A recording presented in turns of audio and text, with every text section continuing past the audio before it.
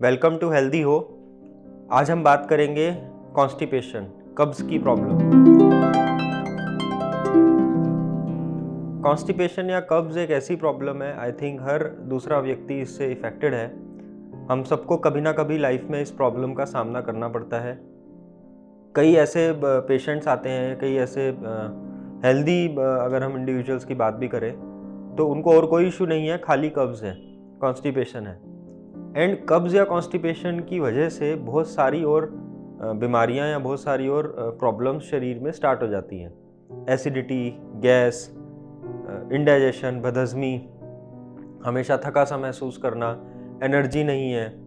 कई ऐसे इश्यूज़ हैं हेल्थ के जो स्टार्टिंग जिनकी कॉन्स्टिपेशन या कब्ज़ की समस्या से होती है। ट्राई करते हैं, हम सबको ये लगता है कि हम कोई भी बाज़ार में मिलने वाली गोली, चूर्ण, कुछ भी खा लेंगे और उससे हमारा पेट साफ हो जाएगा।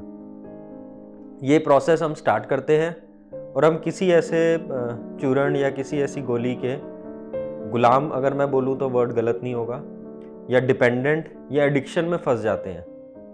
हमें उसको खाने के बाद ही मोशन होता है, अदरवाइज़ हमें मोशन नहीं होता या कम होता है, या 100% हमारा क्लियरेंस सुबह के टाइम पे नहीं आता। इसी तरीके से इसको पोजीशन किया जाता है कि आप फलाना फलाना चूर्ण ले लें, फलाना फलाना गोली ले लें और आपको सुबह हल्का महसूस होगा। क्या ये सॉल्यूशन है? क्या ये वाकई इसका इलाज है? नहीं। आप क्या कर रहे हैं? आप अपने आप को एक ऐसे चक्रव्यूह में फंसा रहे हैं जहाँ पे जो आपकी इंटेस्टाइन है वो एक नॉर्मल तरीके से मूवमेंट करती हैं एक हेल्दी इंडिविजुअल में, और सुबह के टाइम या कई लोगों का टाइम दोपहर या शाम का होता है क्लियर करने का। उस पर्टिकुलर टाइम पे आपका सिस्टम क्लियर होता है, उसको बोलते हैं पेरिस्टाल्सिस मूवमेंट। ये इंटेस्टाइन अपने आप एक मूवमेंट करती है और जो आपका मल है उसको बाहर निकालती है शरीर से। ये एक नेचुरल प्रक्रिया है। आप क्या कर रहे हैं? आपने अपने लाइफस्टाइल को, अपनी डाइट को ऐसा किया जिसमें या तो फाइबर कम था, या आपने पानी कम पिया, या आपने वॉक या कोई फिजिकल एक्टिविटी नहीं की, आप सारा दिन बैठे रहे, लेटे रहे, और आपको ये कब्ज़ की प्रॉब्लम धीरे धीरे शुरू हुई। तो आपने उसको ठीक करने की बजाय एक ऐसा चूर्ण खा लिया जिसने उस मल को पुश कर दिया और वो आपका सफाई हो गई। लेकिन आपकी इंटेस्टाइन को तो काम ही नहीं करना पड़ा। उसको लगा कि यार ये तो कुछ ऐसी चीज़ है जो अपने आप ही साफ़ कर रही है, तो वो धीरे धीरे काम करना बंद कर देगी, वो उसको पुश नहीं करेगी, अपनी पेरिस्टाल्सिस मूवमेंट को धीरे धीरे ख़त्म कर देगी। तो फिर क्या होगा? फिर आपको मोशन ही नहीं होगा। आपको कुछ ना कुछ लैक्सेटिव या कुछ ना कुछ ऐसी चीज़ लेनी पड़ेगी। अगर हम, हाँ, इसमें एक बात और आती है। सब लोग बोलते हैं कि काफ़ी एड्स देखते हैं कि जो हर्बल है, आयुर्वेदिक है, इसका कोई साइड इफ़ेक्ट नहीं है। ऐसा नहीं है, आयुर्वेदा के भी साइड इफ़ेक्ट्स हैं। आयुर्वेदा में भी कई ऐसी हर्ब्स हैं, अगर आप उसको लॉन्ग टर्म या बहुत ज़्यादा समय तक लेंगे तो आपकी बॉडी उस पर डिपेंड हो जाती है। एक बड़ी कॉमन हर्ब है सेना, जो कॉन्स्टिपेशन के काफ़ी सारे प्रोडक्ट्स में, मेडिसिन में यूज़ होती है। अगर सेना को आप बहुत ज़्यादा क्वांटिटी में बहुत ज़्यादा टाइम तक लेंगे तो आपके इंटेस्टाइन्स उस पर डिपेंड हो जाएंगी। तो क्या करें फिर? क्या इलाज है कॉन्स्टिपेशन का? क्या इलाज है कब्ज़ का? इलाज बहुत सारे हैं, बहुत सिंपल तरीके से हैं। आपको सबसे पहले ये समझना है कि कब्ज़ या कॉन्स्टिपेशन क्यों है, क्या रीज़न है। या तो आपने अपना लाइफस्टाइल चेंज कर लिया है, आपने अपनी डाइट में कुछ चेंज किया है, आपको कोई डिजीज़ हुआ, कोई प्रॉब्लम हुई। कई बार कई तरीके की सर्जरीज होती हैं, कई तरीके की एंटीबायोटिक्स या कोई और दवाइयाँ खिलाई जाती हैं किसी रीज़न से। आपका कोई एक्सीडेंट हुआ, कोई सर्जरी हुई, कोई भी प्रॉब्लम हुई, वहाँ पर भी ये इफ़ेक्ट करता है। सो ये समझना ज़रूरी है कि कॉन्स्टिपेशन या कब्ज़ की प्रॉब्लम क्यों स्टार्ट हुई, क्या रीज़न था, उसको समझें, उसको रूल आउट करें। अपनी डाइट में फ़ाइबर इंटेक बढ़ाएं। अगर आपने फ़ाइबर इंटेक लेना बंद कर दिया है, आपने फ्रेश फ्रूट्स, सैलेड्स ये लेने बंद कर दिए हैं, तो प्लीज़ उसको इंक्रीज़ करें, क्योंकि हमारी डाइट में एक रेशियो, एक पर्टिकुलर अमाउंट फ़ाइबर का होना बहुत ज़रूरी है।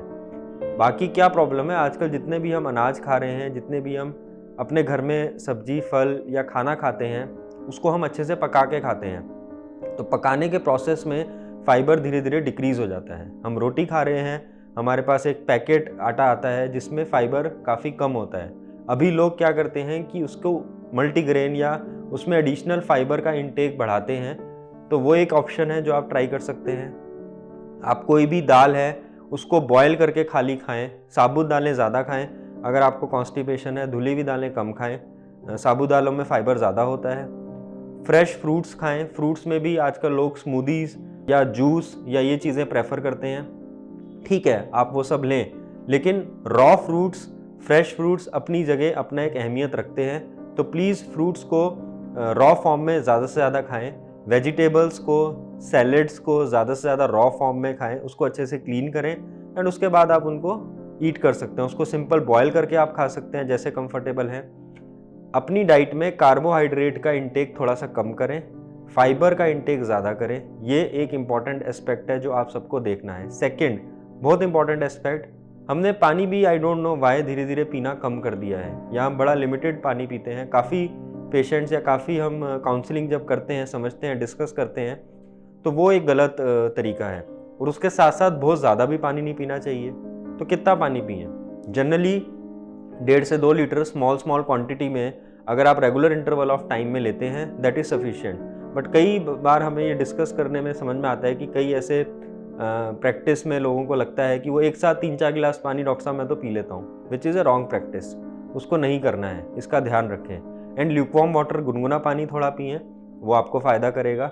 Third and most important aspect, अगर आप एक डिपेंडेंसी में फंस गए हैं, अगर आप इस चक्रव्यूह में फंस गए हैं, या आप कॉन्स्टिपेशन या कब्ज़ की समस्या से आपको इलाज नहीं मिल पा रहा है, या आपने डाइट चेंजेस भी कर लिए, लाइफस्टाइल चेंजेस भी कर लिए, तो किसी अच्छे डॉक्टर के सुपरविजन में जाएं, किसी अच्छे आयुर्वेदा डॉक्टर के सुपरविजन में जाएं। बिकॉज किसी और पैथी में अभी तक इसका कोई इलाज नहीं है। वहाँ पर भी आपको लेग्जेटिव्स दिए जाते हैं, आपकी इंटेस्टाइन को क्लियर किया जाता है, बट इसका इलाज नहीं किया जाता। आयुर्वेदा में ऐसी हर्ब्स हैं जो पेरिस्टाल्सिस मूवमेंट जो हमने स्टार्टिंग में बात करी थी, उसको दोबारा से ठीक करके आपके इंटेस्टाइन्स को सेल्फ डिपेंडेंट बनाते हैं, जिससे आपकी कॉन्स्टिपेशन की प्रॉब्लम दूर होती है। इसमें पंचकर्मा थेरेपीज़ की बहुत इंपॉर्टेंस है। वस्ती चिकित्सा हम लोग करते हैं, जैसा कि आप सबको पता होगा, एनीमा। तो it's a kind of medicated enema, जिसमें कई तरीके की हर्ब्स दी जाती हैं और वस्ती चिकित्सा की जाती है। तो आप ये पंचकर्मा सेंटर पे जाएं और अपनी वस्ती चिकित्सा करें।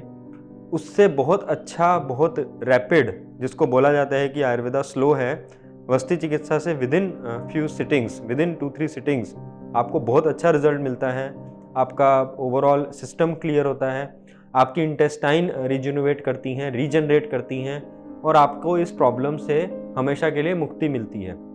सो प्लीज़ इसका एक प्रॉपर ट्रीटमेंट लें। ये बहुत ही सीरियस प्रॉब्लम बन सकती है आगे जाके। एंड मैं यहाँ पर आपको डराना नहीं चाहता, मैं आपको कोई भी नेगेटिव बात नहीं करना चाहता इस वीडियो में, लेकिन ये समझाना चाहता हूँ कि इससे कई तरीके के कैंसर से लेके कई तरीके की सीरियस डिजीज़ भी हमने देखा है, जो बाद में जाके डेवलप होती हैं, जिनका स्टार्टिंग एक सिंपल कॉन्स्टिपेशन से ही हुआ था। सो प्लीज़ इस चीज़ को नेगलेक्ट ना करें। हमें लगता है कि ये बड़ी कॉमन सी प्रॉब्लम है, ठीक है, अगर हो गया, नहीं हुआ क्लियर, कोई बात नहीं। ऐसा नहीं है। आपका 100% क्लियरेंस होना बहुत ज़रूरी है, क्योंकि अगर आपका 100% क्लियरेंस नहीं है, आपको फीलिंग नहीं आई कि मेरा आज पेट पूरी तरीके से साफ़ हुआ है, तो आप समझ लीजिए कि कुछ ना कुछ टॉक्सिन्स, कुछ ना कुछ वेस्ट मटेरियल आपके इंटेस्टाइन में रह गया, जो कि आपकी बॉडी को किसी भी तरीके से, एक तरीके से वो पॉइजन है, वो विष है जो आपके अंदर है। और अगर वो नहीं क्लियर हुआ डेली बेसिस पे, तो वो पॉइजन और विष आपकी बॉडी को कई तरीके से हार्म कर सकता है, जो आप कल्पना भी नहीं कर सकते। तो प्लीज़ इसको नेगलेक्ट ना करें, अपना जल्दी से जल्दी इसका इलाज कराएं। एंड बहुत ही इफेक्टिव, बहुत ही सेफ तरीके से इसका इलाज कुछ ही दिनों, कुछ ही महीनों में आप इससे मुक्ति पा सकते हैं। Thank you.